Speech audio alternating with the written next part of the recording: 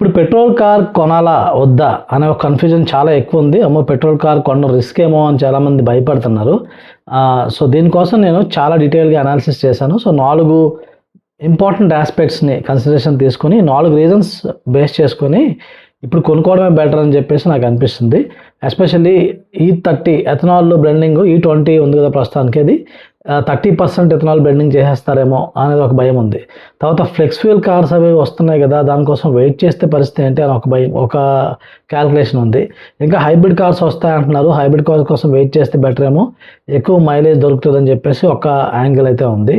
తర్వాత ఎక్కువ అఫోర్డబుల్గా ఉండే ఎలక్ట్రిక్ కార్స్ దొరుకుతాయేమో, ఇంకా బెటర్ ఎలక్ట్రిక్ కార్స్ దొరుకుతాయేమో, ఇంకేమైనా కొత్త రాబోతున్నాయేమో అనే ఒక మైండ్ సెట్ ఉంది. సో ఇలాంటి రీజన్స్తో చాలామంది ఏంటంటే ఇప్పుడు పెట్రోల్ కార్ కొనడం కరెక్ట్ కాదేమో అనుకుంటున్నారు. సో దాని గురించి డీటెయిల్ క్లారిటీ ఇస్తానండి. నేను చేసిన అనాలిసిస్ మొత్తం మీ ముందు పెడతాను. హాయ్ అండి, నేను మీ కార్ మామ ఛానల్కి ఫస్ట్ టైం వచ్చేటైతే కనుక సబ్స్క్రైబ్ చేసుకోండి. అండ్ ఈ వీడియో చేయడానికి చాలా ఎఫర్ట్ పట్టింది. ఒక లైక్ చేసి నన్ను ఎంకరేజ్ చేయండి. అండ్ ఆ కింద హైప్ బటన్ ఉంటుంది, ఆ హైప్ బటన్ ఒకవేళ కనిపిస్తే హైప్ మీద క్లిక్ చేసి నాకు హెల్ప్ చేయండి, చాలా హెల్ప్ అవుతుంది. అండ్ మీరు ఒకవేళ ఇలాంటి కన్ఫ్యూజన్స్ ఉన్నాయి కార్ విషయంలో ఏది కొనాలి అని దానికి, సో దాని గురించి మీరు ఇన్ఫర్మేషన్ తెలుసుకోవాలనుకుంటే కార్ మామ వాట్సాప్ గ్రూప్ ఉందండి మంది. సో ఆ వాట్సాప్ గ్రూప్లో జాయిన్ అయితే మీకు చాలా ఇన్ఫర్మేషన్ అయితే దొరుకుతుంది. ఆ ఇన్ఫర్మేషన్ బేస్ చేసుకుని మీరు రైట్ డెసిషన్ అయితే తీసుకోవచ్చు. వాట్సాప్ గ్రూప్లో జాయిన్ అయ్యే లింక్ అయితే డిస్క్రిప్షన్లో ఇస్తున్నాను. సో ఇప్పుడు 4 రీజన్స్ ఏంటి అనేది చూద్దాం. ఫస్ట్ రీజన్ వచ్చేసి గవర్నమెంట్ ఇథనాల్ బ్లెండింగ్ గురించి. సో ఇథనాల్ ఎక్కువ బ్లెండ్ చేస్తాము, E22, E25, E27, E30 ఇలాగా 4-5 బ్లెండ్స్ ఆల్రెడీ గవర్నమెంట్ దాంట్లో నోటిఫికేషన్ కూడా ఇచ్చేసింది. దానివల్ల అందరూ ఏమనుకున్నారంటే అరే అన్నిట్లో ఇప్పుడు ఇథనాల్ పర్సెంటేజ్ పెంచేస్తారు అనే ఒక భయంతో ఉంటుందన్నమాట. కానీ in reality government ethanol blending పెంచడానికి చాలా ఛాన్సెస్ తక్కువ ఉన్నాయండి. ఎందుకంటే 2023 తర్వాత కొనుక్కున్న కార్లు అన్నీ కూడా E20 కంప్లైంట్ అండి. సో ఈ కార్స్ E20 కంప్లైంట్ కాబట్టి మనము దీనిలో E30 వరకు వెళ్ళినా కూడా పెద్ద ప్రాబ్లం ఉండదు. ఎందుకంటే మనకి ఆల్రెడీ E0 కంప్లైంట్ కార్స్ కూడా ప్యూర్గా పెట్రోల్ మీద నడాల్సిన కార్స్ మీద కూడా మనం E20 నడిపిస్తున్నాం. సో అంత మేజర్ ఇష్యూస్ రావట్లేదు. So already E20 complaint cars ఏవైతే ఉన్నాయో, సో 2023 తర్వాత కొన్న కార్లు అన్నీ కూడా E20. వీటిలో అయితే E30 వరకు వెళ్ళినా పెద్దగా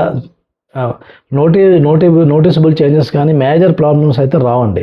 సో ఫస్ట్ అది మీరు మైండ్లో పెట్టుకోండి. E30కి వెళ్ళినా పెద్ద మ్యాటర్ అయితే లేదు.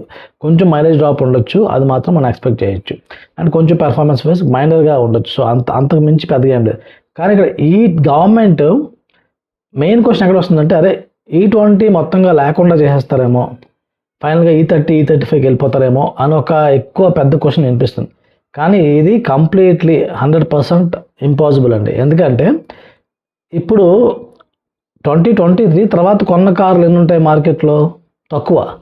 బట్ 2023 కన్నా ముందు కొన్న కార్లు మార్కెట్లో చాలా ఉన్నాయి కదా. సో ఆ కార్లన్నింటినీ E30 మీద నడిపించుకోండి అంటే డెఫినెట్లీ ప్రాబ్లమ్స్ వస్తాయి, ఇష్యూస్ వస్తాయి, పీపుల్ చాలా కోపం చూపిస్తారు, అవుట్రేజ్ వస్తుంది. దానివల్ల గవర్నమెంట్ దాన్ని కంప్లీట్గా E30 అంటే E20 ప్రొవైడ్ చేయకుండా ఉండము అని చెప్పడానికి అయితే ఉండదు. సో E20 డెఫినెట్గా ప్రొవైడ్ చేయాల్సిన పరిస్థితి అయితే గవర్నమెంట్కి ఉంది.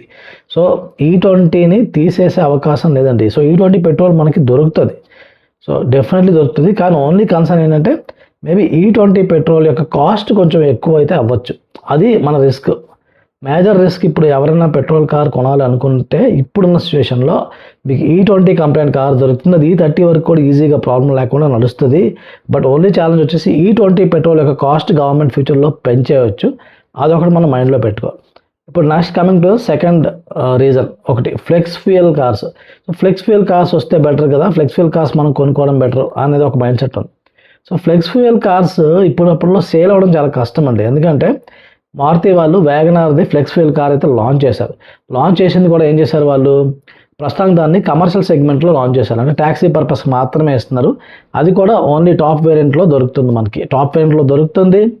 ప్రైజింగ్ చూస్తే ఈ ఎక్స్షోరూమ్ ప్రైస్ మీద 86,000, ఆన్ రోడ్ ప్రైస్ చూసుకుంటే ₹1,00,000 ఎక్స్ట్రా అయితే పడుతుంది. సో అంత ఎక్స్ట్రా పెట్టి ఫ్లెక్స్ ఫ్యూయల్ కార్ కొనాల్సి వస్తుంది. అండ్ మైలేజ్ కూడా తక్కువ వస్తుంది. అంటే ఎక్స్ట్రా పెట్టి మనం కొంటే మైలేజ్ కూడా తక్కువ వస్తుంది. అదే సిఎన్జీ కార్ ఎక్స్ట్రా పెట్టుకుంటే మైలేజ్ ఎక్కువ వస్తుంది. సో దాని బదులు సిఎన్జీ కార్ కొనుక్కోవడం బెటర్ కదా. సో ఫ్లెక్స్ ఫ్యూయల్ కార్స్ అనేవి ఇప్పుడు ఏంటంటే గవర్నమెంట్ ఇప్పుడు దానికి ఇనిషియేటివ్ పట్టుకొచ్చింది.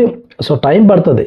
అంటే ఇప్పుడు కార్ కంపెనీస్ కూడా వాటిని లిమిటెడ్ వేరియంట్స్లో పట్టుకొస్తారు. స్టార్టింగ్లో కూడా సిఎన్జి అనేది లిమిటెడ్ వేరియంట్స్లో వచ్చేది.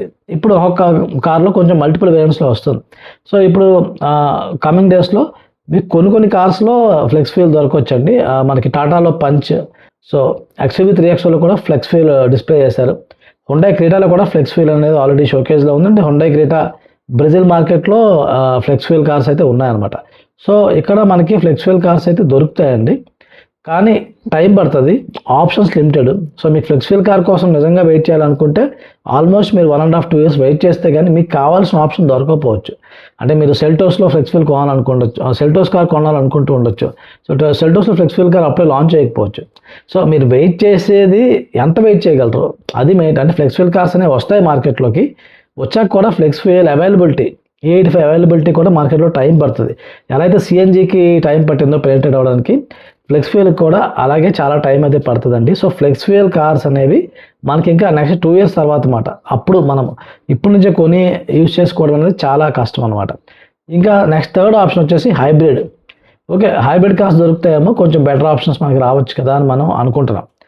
కానీ ఇక్కడ చాలామంది మర్చిపోయే విషయం ఏంటంటే, మోస్ట్ ఆఫ్ ద కార్స్ ఏవైతే హైబ్రిడ్ ప్లాన్ చేస్తున్నాయో అవన్నీ కూడా మనకి నార్మల్ పెట్రోల్ ఇంజన్ మీదే హైబ్రిడ్ ప్లాన్ చేస్తున్నాయి. సో అక్కడ సేమ్ మళ్ళీ పెట్రోల్, అక్కడ సేమ్ మళ్ళీ ఎథనాల్ ఇష్యూ అక్కడ కూడా ఉంటున్నట్టే. సో ఓన్లీ టొయోటా హైక్రాస్ మాత్రం ఫ్లెక్స్ ఫ్యూయల్తో పాటు హైబ్రిడ్ మెకానిజంని అయితే ప్లాన్ చేస్తుంది. సో టొయోటా హైక్రాస్ ఒక చాలా పెద్ద కారు, అది కొంతమందికి మాత్రం వర్తిస్తుంది. సో మెజారిటీ ఆఫ్ ద పీపుల్కి హైబ్రిడ్ కార్స్ వచ్చినా మోస్ట్లీ మనకి అఫోర్డబుల్గా వచ్చే వాటి ఏంటంటే ఫ్రాంక్స్ హైబ్రిడ్ ఒకటి వినిపిస్తుంది. అది మోస్ట్లీ ఇయర్లో లాంచ్ అవ్వకపోవచ్చు, అయితే మంచిదే. మోస్ట్లీ ప్రస్తుతానికి కొన్ని ఇన్ఫర్మేషన్ ప్రకారం అయితే నెక్స్ట్ ఇయర్కే లాంచ్ అయ్యే అవకాశం అయితే ఉందండి. ఈ ఇయర్ లాంచ్ అయ్యే అవకాశం లేదు. అండ్ లాంచ్ అయినా కూడా ఒక 2 lakhs రూపీస్ ఎక్స్ట్రా ప్రైస్ అయితే పడచ్చు.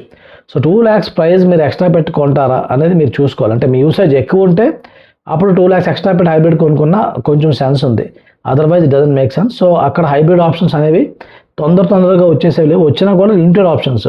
సో ఎంత చేసి హైబ్రిడ్ ఆప్షన్ నాకు దొరుకుతుంది తక్కువ బడ్జెట్లో మీరు చూసినా ఫ్రాంక్స్కి అయితే సేఫ్టీ రేటింగ్ లేదు. మేబీ నెక్స్ట్ ఫేస్ లిఫ్ట్తో పాటు హైబ్రిడ్ పట్టుకొచ్చి సేఫ్టీ రేటింగ్ కూడా ఇస్తే బాగుంటుంది. బట్ ఇది కూడా కొంచెం మనకి డైరెక్షన్లెస్, అంత డైరెక్షన్ అనేది కనిపించట్లేదు.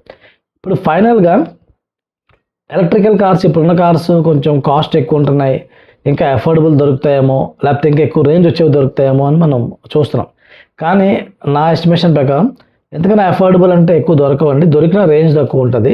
సో వాటిని ఒక ప్రైమరీ కార్గా యూజ్ చేసుకోవడం కష్టం. ఒక సెకండ్ కార్గా యూజ్ చేసుకోవడానికి అయితే Tiago EV is a very good car. Or only city పర్పస్లో తిరుగుతాను, నేను లాంగ్ డ్రైవ్స్ నాకు అవసరం లేదనుకుంటే ఇట్స్ ఎ గుడ్ కార్.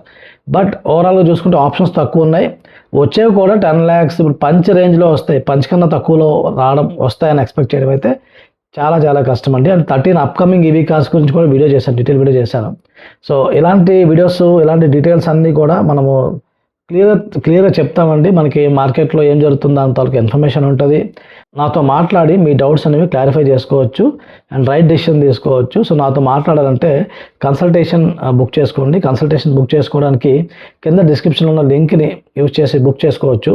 లేకపోతే ఇక్కడ కనిపిస్తున్న వాట్సాప్ నెంబర్కి కన్సల్టెంట్ మెసేజ్ పెట్టినా మా టీం మీకు హెల్ప్ చేస్తారు. సో ఇక్కడ ఎలక్ట్రిక్ కార్స్ విషయంలో మోర్ అఫోర్డబుల్ ఎలక్ట్రిక్ కార్స్ రావడం కష్టం అండి.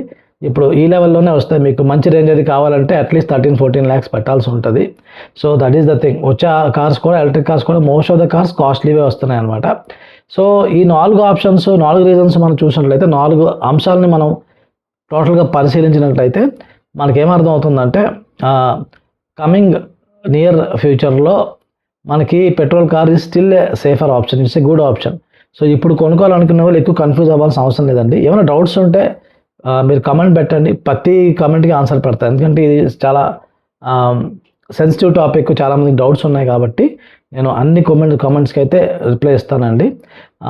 అండ్ ఎంతవరకు చూసారంటే మీకు వీడియో నచ్చిందని ఎక్స్పెక్ట్ చేస్తున్నాను.